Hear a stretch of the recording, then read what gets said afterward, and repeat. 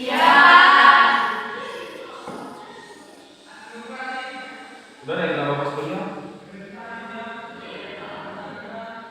Udah ada yang kenal Bapak sebelumnya? Belum ada katanya, karena baru pertemuan ini gitu ya. Kenal ya? Iya, Pak. Ya, sebelumnya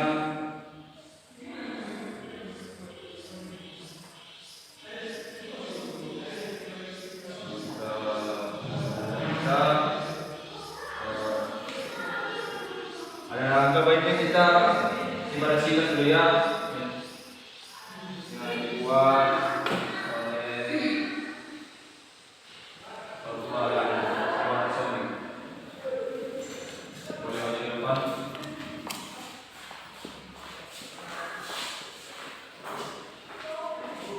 Baiklah, kita bernyanyi lagunya Tiada Kebersidahan. Diri lah. Di teman. Pagi kan masih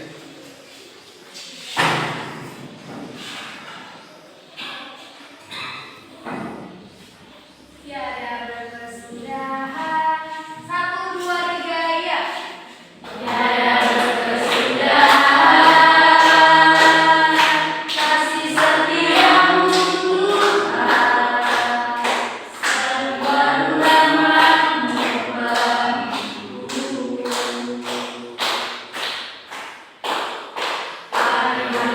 Hari-hari telah kulihat kasih-Mu, tak pernah berakhir di hidupku. Tuhan Yesus baik, sungguh amat baik, untuk selama-lamanya. Tuhan Yesus baik, Tuhan Yesus baik, sungguh amat baik, untuk selama-lamanya. Tuhan Yesus baik. Mari kita bersatu dalam doa. Bapa kami yang bertahta di surga, persiapkan segenap ibadah bagi hari ini, sehingga kami dapat bertemu di balas kami lepas perkara yang kami akan kemudian belajar dan kami berkati kami Tuhan di kami Bapa Guru yang mendengarkan segalanya yang berdoa dan berkati kami murid-muridnya agar kami dapat belajarnya yang baik hingga diperlukan dalam Yesus Kristus selamat kami saja. Amin. ya, terima kasih ya kepada Mas.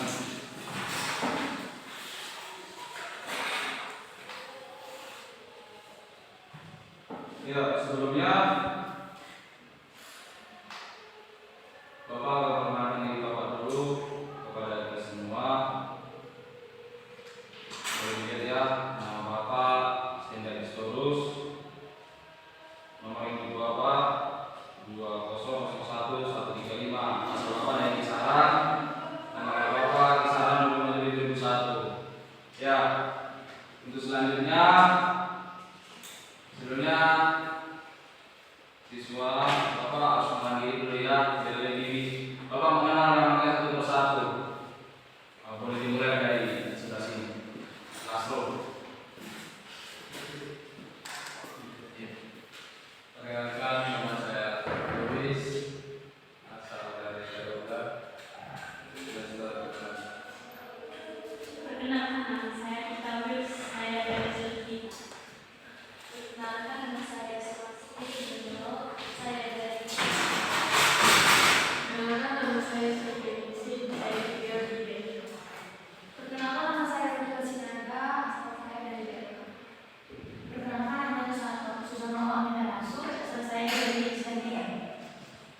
Perkenalkan, nama saya Marta Lili, asal saya dari Tansi. Perkenalkan, nama saya Lastia, saya dari Belanda. Siswa usia namanya ya.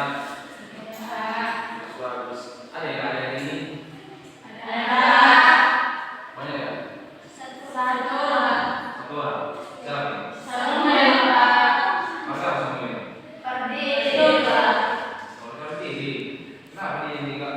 Dia memang sakit atau gimana ini?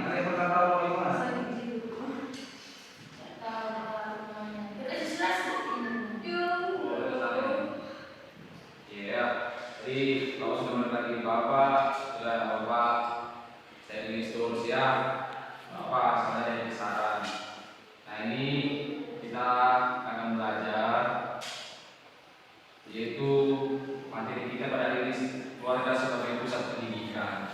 Nah sebelumnya kita mencapai keluarga sebagai pusat pendidikan, ada yang tahu sebelumnya pendidikan itu apa?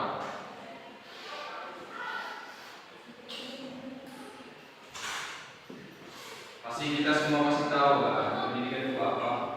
Ada yang tahu pendidikan itu? Iya, ilmu pengetahuan. Ilmu pengetahuan. Nah, inilah tujuan kita untuk mempelajari pada hari ini, ya, menjelaskan arti pendidikan, yang kedua menjelaskan keluarga sebagai pusat pendidikan. Arti pendidikan. Sebelum tadi sudah bilangkan pendidikan itu ialah ilmu pengetahuan. Boleh kita lihat sama-sama di sini Bapak jelaskan. Pendidikan itu ialah merupakan suatu hal yang penting bagi kehidupan manusia. Karena ada pendidikan akan menciptakan manusia yang berkualitas, berintelektual dan berkarakter dari kebodohan.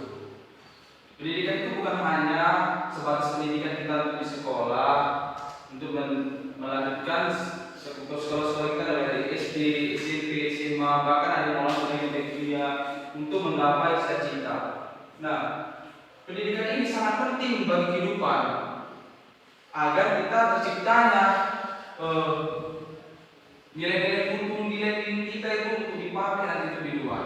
Pasti semua pernah mengalami apa yang namanya permasalahan, contohnya permasalahan di rumah, ya kan? Dari pendidikan ini kita kan banyak belajar. Jadi sehingga permasalahan yang di rumah yang kita hadapi, kita belajar pendidikan ini ada untuk berkualitas atau berkarakter dari yang kita tidak tahu menjadi tahu untuk kita selesaikan di rumah. Nah, selanjutnya, mengapa keluarga sebagai pusat pendidikan? Mengapa keluarga sebagai pusat pendidikan? Itulah yang dikatakan karena adanya peran keluarga hanya sebatas, bukan hanya sebatas untuk naik kita di dunia, tetapi melainkan memberi kebutuhan sangat pangan kita seperti kebutuhan anak-anak seperti biasa. Keluarga adalah tempat kita mengadu dan bersandar setiap apapun masalah yang kita alami. Namun, tetapi keluarga juga harus mengajarkan nilai Kristiani dalam kehidupan. Agar apa? Agar kehidupan keluarga menjadi keluarga yang takut akan Tuhan. Bisa dicontohkan kepada anak-anaknya agar diterapkan dalam kehidupan sehari-hari. Nah, yang menjadi garis penting keluarga sebagai pusat pendidikan, karena sekolah itu kita tahu ya, sekolah itu bukan hanya pendidikan sepenuhnya, tetapi di rumah kita belajar pendidikan lebih banyak daripada di sekolah. Sekolah itu bisa dikatakan hanya untuk menambah ilmu pengetahuan umum yang kita dapatkan di sekolah, seperti ya yang kita tidak tahu di rumah lah, nilai keluarga negaraan kita banyak mengetahui di sekolah. Nah, sekolah bisa dikatakan hanya 40% lah ya, 40% yang kita ambil pembelajaran di sekolah, selebihnya di rumah. Karena di rumah pasti banyak kita diajarkan sama orang tua yang ya seperti anak-anak kalau di rumah ya kan, contohnya belajar dari orang tua ya itulah belajar memasak, belajar menyapu, mengepel. Kan dari rumah itu selalu diajar orang tua kan. Ada sih nggak pernah diajar orang tua untuk kayak gitu. Pasti diajarkan yang terbaik kan sama anak-anaknya kan untuk menjadi kebiasaan bawa untuk ke depannya, ya kan? Karena di rumah juga pasti orang tua selalu mengajarkan kepada anak-anaknya pasti yang namanya nilai-nilai Kristiani. Tidak pernah. Oh, ya baik, masuk. Silakan dulu. Iya, Bapak lagi ya. Di rumah juga orang tua harus mengajarkan juga kita nilai-nilai Kristiani. Tidak boleh kita luput dari nilai-nilai Kristiani itu. Sehingga juga bilangkan keluarga harus mengajarkan nilai Kristiani dalam kehidupan. Agar apa? Agar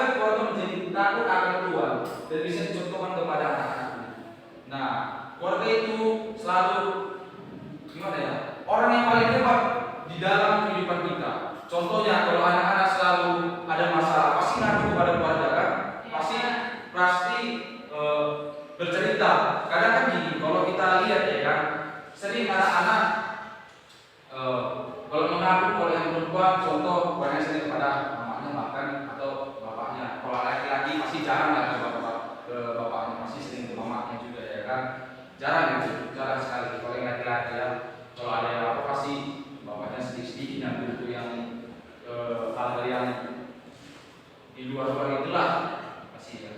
Nah, selanjutnya dari keluarga sebagai pusat pendidikan ini ada dua peran keluarga ya. Yang pertama itu peran keluarga dalam proses sosialisasi. Nah, di sini Bapak jelaskan mengapa peran keluarga sebagai proses sosialisasi.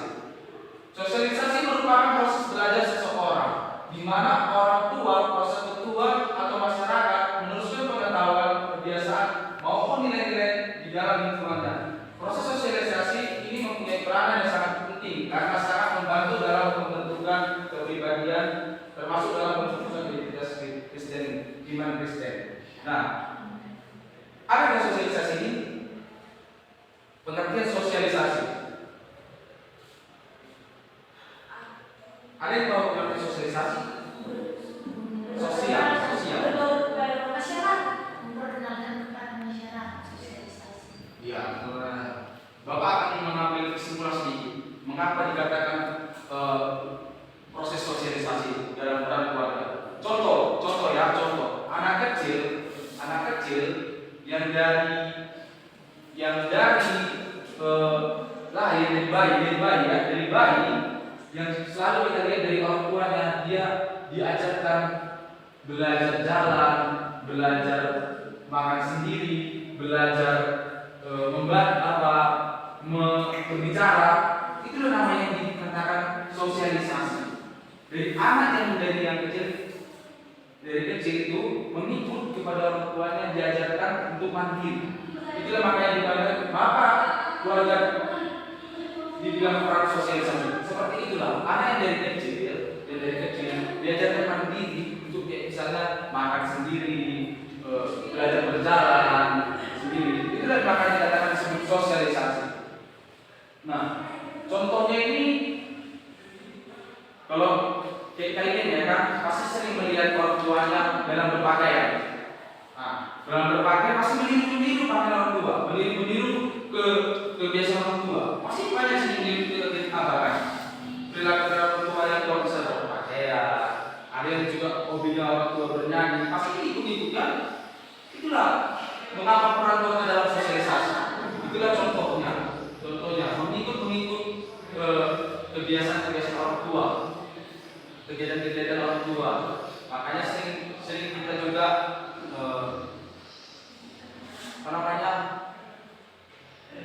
kebiasaan kita dibawa keluar, jadi orang tua itu kita bawa keluar. Tapi jangan yang jeleknya ya, yang ditiru dari orang tua, yang baik yang ditiru, agar diterapkan juga di luar, sering meniru gaya orang tua. Dan yang kedua, peran keluarga dalam edukasi.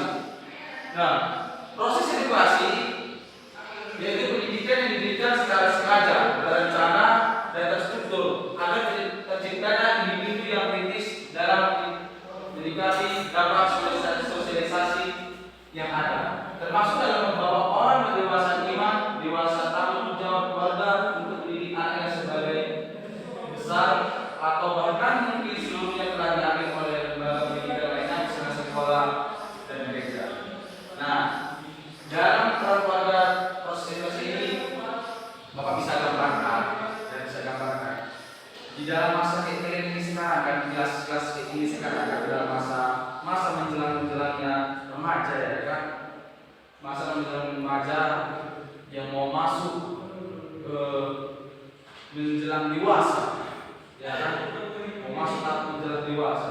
Ini banyak dampak kalian itu mengalami namanya gejolak-gejolak iman, gejolak-gejolak perbuatan yang sering tidak bisa dikontrol oleh orang tua. Sering kalian masuk ke dalam lingkungan yang selalu yang hal buruk. Sehingga orang tua tidak bisa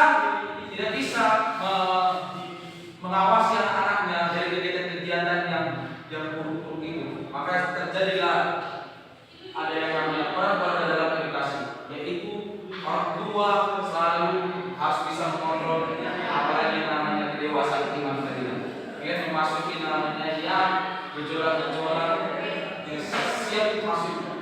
memasuki yang namanya dewasa. Nah, itulah contohnya Bapak ambil contohnya ya, kalau kayak kalian ya kan, kalian mau keluar dari rumah, permisi kepada orang tua ya kan, permisi kepada orang tua mau ke sana. Tapi apa? Sesudah sampai sana, pasti kan melakukan yang biasa kawan kayak gini, ke sana yuk, katanya ya kan, ke sana. Tujuan dari rumah kita mau ke rumah teman, tapi akhirnya kita jalan-jalan ke tempat yang lain. Seperti itulah contohnya proses edukasi yang sering terjadi kepada anak selalu melenceng, sehingga orang tua tidak bisa mengawasi kebiasaan.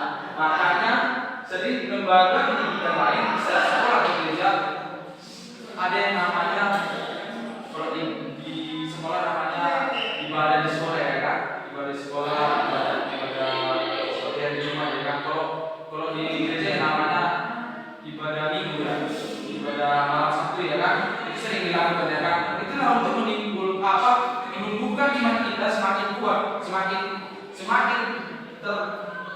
terlatih untuk kebiasaan-kebiasaan yang baik itu. Jangan kita yang ikut yang keburukan itu. Ya, itulah contoh dari peran keluarga dalam proses edukasi. Nah, sebelum kita lanjut, ada yang mau ditanyakan dari apa dari peran keluarga dalam sosialisasi dalam proses edukasi? Ada yang bertanyakan? Tidak ada? Oke, kita lanjut ya. Kita lanjutkan kelompok. Ya, kita akan masuk kelompok. Kita bagi dari kelompok aja dari Sarah sampai Asro, dari Cynthia sampai ke Sultan tadi ya. Ya, hanya membuat 3 contoh saja dari ini. Contoh peran keluarga sosialisasi dan contoh dari peran keluarga edukasi. Bapak kasih waktu 10 menit. Saya kelompok akan maju ke depan dan diskusikan. Ya.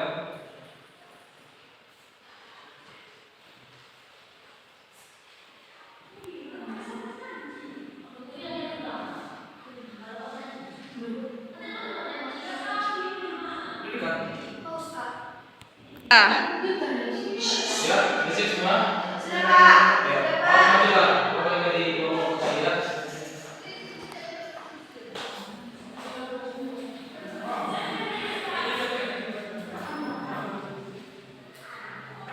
Baiklah, kami dari kelompok 1 sudah mendiskusikan bahwasannya contoh dari peran keluarga terhadap sosialisasi yaitu yang pertama memberikan nilai-nilai norma terhadap masyarakat.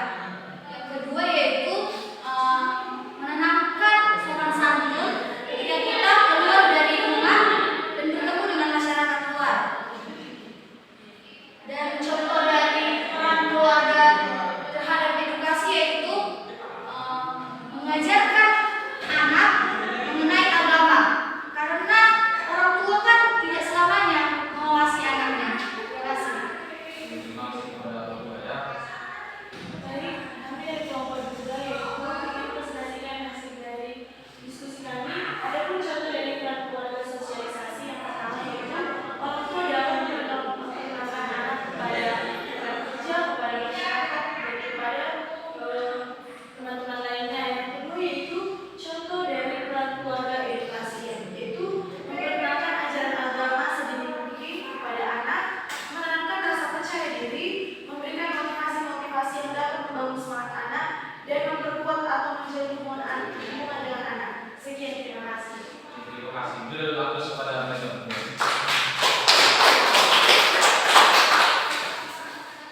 Iya, itulah tadi contoh dari peran keluarga sosialisasi dan contoh peran keluarga edukasi. Banyak ya, banyak sekali. Makanya kita sebagai anak itu ya semuanya harus belajar dari pengalaman atau arahan dari orang tua. Harus selalu mendengarkan ya, karena kan tidak sepenuhnya orang tua selalu mengawasi kita. Kita harus bisa banyak belajar dari yang lain, mana yang baik, mana yang buruk. Nah, selanjutnya kesimpulan. Sebelum Bapak ada kesimpulan ini, mohon kita buka Alkitabnya dari 2 Timotius 1